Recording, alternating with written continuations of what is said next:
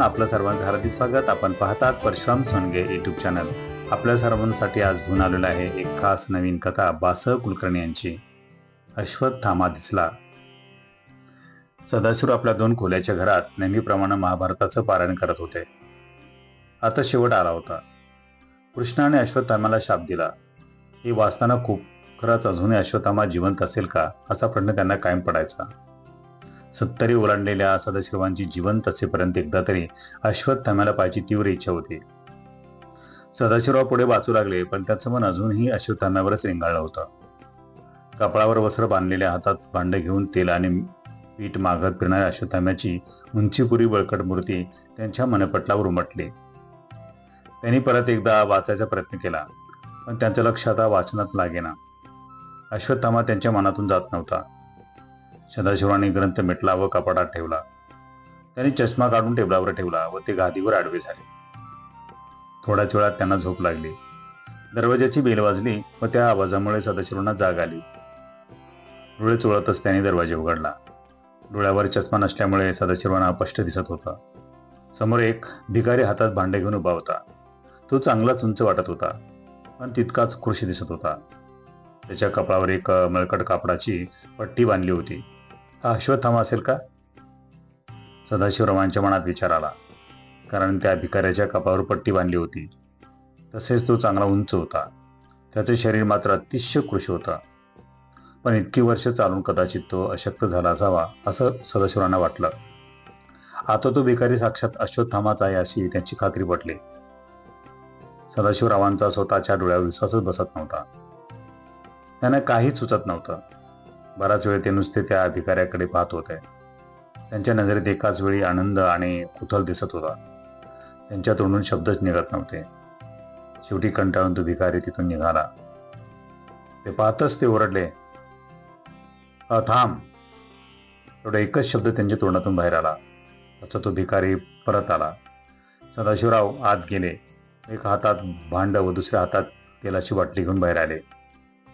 त्यांनी त्या भिकाऱ्याच्या हातातील भांड्यात पीठ टाकले व त्यातच बाटलीत थोडे तेल ओतले. सदाशिवराव चक्क त्या भिकाऱ्याच्या पाया पडले आणि भिकाऱ्याने काय वेडा म्हातारा आहे अशा नजरेने सदाशिवरावाकडे पाहिलं. त्रासिक चेहरा करून तो तिथून पुढे निघाला. सदाशिवरावांनी दरवाजाला आतून कडी लावली व तो त्यात खुर्चीवर बसले आणि त्यांच्या चेहऱ्यावरचा आनंद अजूनही कमी झाला नव्हता. खूप वर्षापासूनची त्यांची अश्वत्थामा पाहण्याची इच्छा आज पूर्ण झाली होती. आता ते त्यांच्या मुलांना, नातेवाईकांना, शेजारी पाजाऱ्यांना सर्वांनाच अश्वत्थाम्याने दिलेल्या दर्शनाचा प्रसंग रंगवून सांगणार होते. ते खुर्चीवरून उठले. टेलिफोनवर त्यांच्या मुलांचा नंबर लावला आणि मुलांना फोन उचलला. पण सदाशिवराव काही बोलायच्या आत त्याने, बाबा मी मीटिंगमध्ये आहे, तुम्हाला नंतर कॉल करतो, एवढे बोलून फोन ठेवला. सदाशिवरावांना स्वस्थ बसले ना. त्यांना चष्मा घातला. दरवाजामागे अडकवलेला शर्ट चढवला व ते घराबाहेर आले. बाहेर काही अंतरावर एक घरासमोर बरीच गर्दी जमली होती. सदाशिवराव गर्दीच्या दिशेने चालू लागले. तिथे पोहोचल्यावर त्यांनी गुळक्यातून आत शिरायचा प्रयत्न केला, पण लोक तिथून हालत नव्हते. शेवटी बराच वेळानंतर गर्दी थोडी कमी झाली आणि सदाशिवरावांना जागा मिळाली. पण समोरचे दृश्य पाहून त्यांना धक्काच बसला. थोड्या वेळापूर्वी त्यांना दर्शन दिसलेला अश्वत्थामा म्हणजे तो भिकारी निश्चित पडला होता आणि त्याचे डोळे कोपण्यातून बाहेर आले होते. तोंड उघडलेलं होतं. सदाशिवरावांच्या संपूर्ण शरीराला कंप सुटला. आता त्यांना तिथे नीट उभाही राहता येईल आणि शक्तिपात होऊन ते खाली कोसळले. जवळच उभ्या असलेल्या माणसानं त्यांना पाहिलं व सारी गर्दी सदाशिवरावांकडे वळली. 2 जणांनी त्यांना उचलले व त्यांच्या घरी आणले. शेजारीच राहणारा गजानन घरून कांदा घेऊन आला व त्याने कापलेला कांदा सदाशिवरावांच्या नाकाला लावला.